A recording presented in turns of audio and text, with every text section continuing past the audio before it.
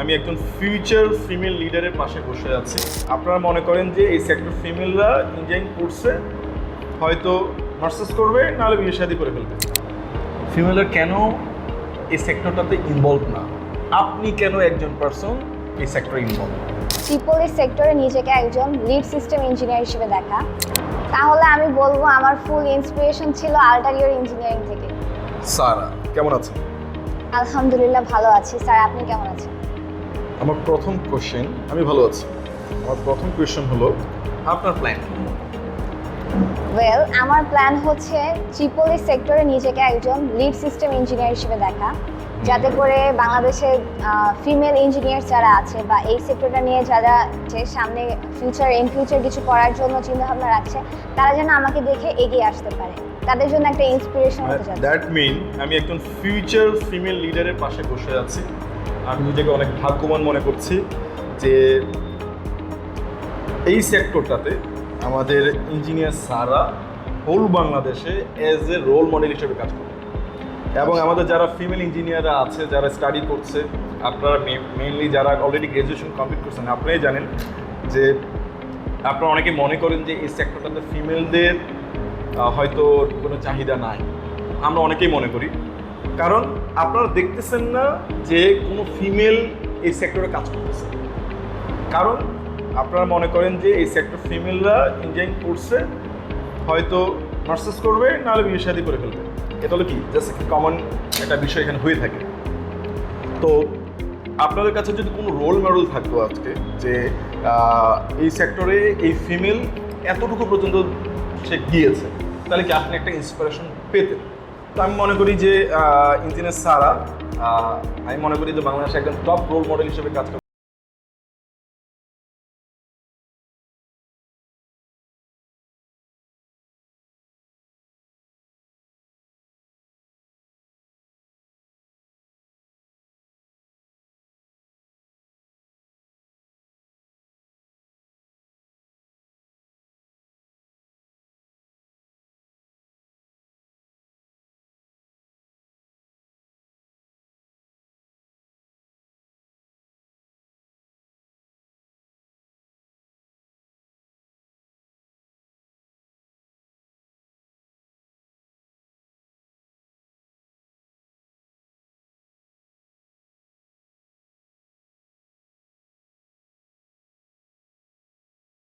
এতটা সামনে আগাতে পারবো বা একজন ফিমেল হিসেবে যে ট্রিপলি সেক্টর নিয়ে এত ভালোভাবে কাজ করতে পারবো, কাজগুলো শিখতে পারবো, সেটা শুধুমাত্র আল্টারিয়র ইঞ্জিনিয়ারিং থেকে আমি জেনেছি।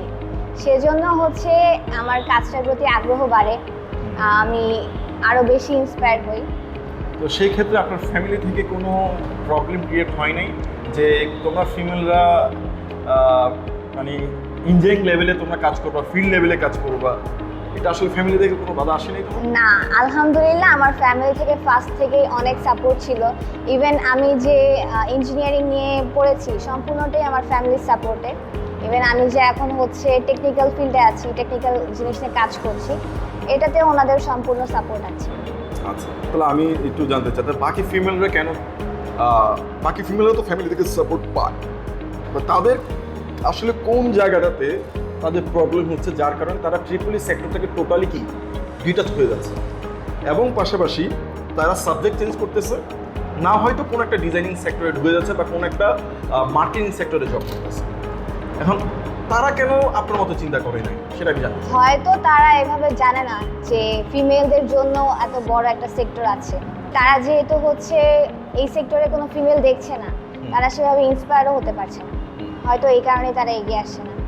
আচ্ছা ঠিক আছে, যাই হোক, আমরা ধরে নিলাম যে ফিমেলে কোনো ধরনের একটা গাইডলাইন পাচ্ছে না বা কোনো একজন মোটিভেটর পাচ্ছে না বা একজন রোল মডেল পাচ্ছে না, যার কারণে কি সে একটা পদক্ষেপ নিবে। হয়তো সে চিন্তা করেছে যে হ্যাঁ, যখন ভর্তি হয়েছে চিন্তা করেছে যে হ্যাঁ ভালো কিছু হবে, but end of the time যখন গ্র্যাজুয়েশন এন্ডিংয়ের সময় হয়তো তাদের মনের মধ্যে একটা কোয়েশ্চেনই কাজ করতেছে, আসলে আমি যে ইঞ্জিনিয়ারিং পড়লাম তাহলে আমি আসলে অ্যাপ্লাই করবো কোথায়।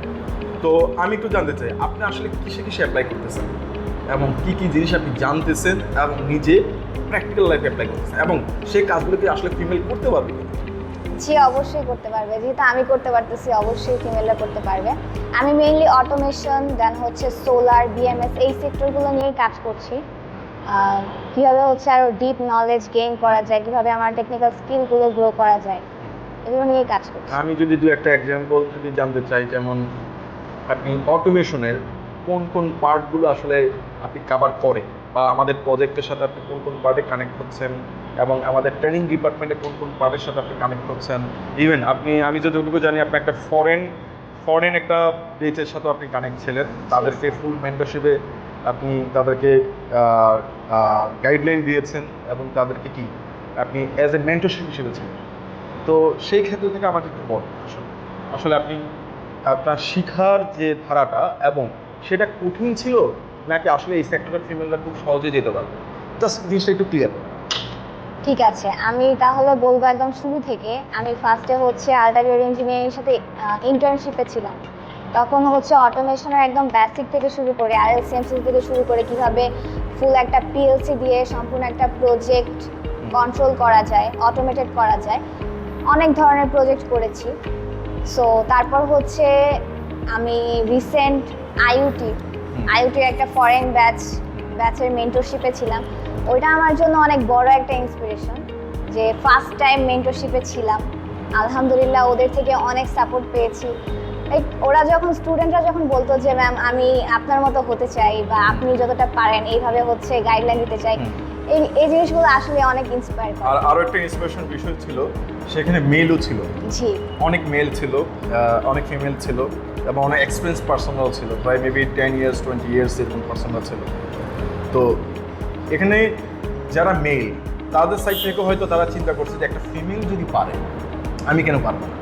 আর ফিমেলরা যারা ছিল তারাও সেটা চিন্তা করছে যে ফিমেল যদি এই কাজ করতে পারে, যে আমার থেকে বয়সও অনেক ছোট, আমি কেন পারবো না, ঠিক না?